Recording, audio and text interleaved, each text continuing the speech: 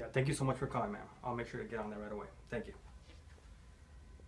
After the assistant principal concludes his telephone conversation with Mrs. Richardson about her daughter Cindy's attendance problem,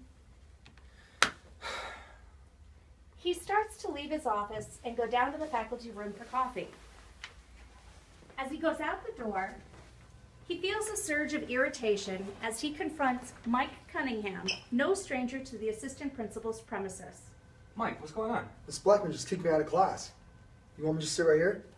The assistant principal has really been looking forward to a few moments of relaxation in the faculty lounge and doesn't feel in the mood for talking to Mike Cunningham. But as he weighs the alternatives, he decides that he might as well take care of the boy right now. Man, do I really have to deal with this boy right now? This kid is always in my office. He's usually here for discipline issues, attendance problems, tardies. Miss Blackman has already sent this kid to my office at least twice this semester for talking back to her. Mike does poorly in school, and his grades are usually low. His family has limited education, and both of his parents work. They've been called to the school for conferences several times, and although they seem interested in their son's welfare, they apparently are unable to exercise any control over him. Man, I know I haven't had much success with this kid. I wonder what kind of luck I'm going to have with him this time. How am I going to square him away? So, Mike, tell me what happened. Miss Blackman's always had it in for me. She just doesn't like me. Why did Miss Blackman kick you out? Tell me what happened. It's because she hates me. I was just asking someone what the assignment was, and she got all mad and yelled at me. When I tried to explain what was going on, she just threw me out. Why would Miss Blackman kick you out for asking somebody for that assignment? That just doesn't make sense. No, for real, mister. That's how it happened. I was just asking someone for help, and she threw me out. The assistant principal listens carefully to the student's explanation and tries to pin down or expose inconsistencies, but Mike sticks to his story. Well, I suppose I better go and speak to Miss Blackman and find out what's really going on. All right, Mike, do me a favor. Wait outside the office for me. I'll be right back.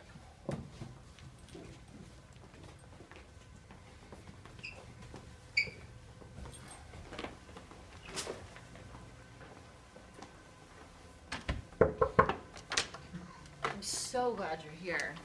Mike has been persistently inattentive and distracting everybody around him.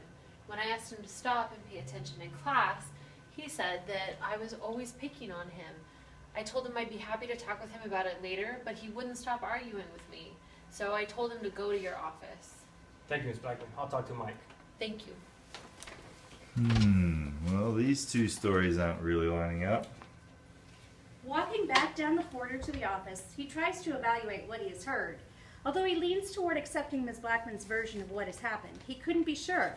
The assistant principal has occasionally heard parents complain that Ms. Blackman was too strict and rigid in her expectations for student behavior.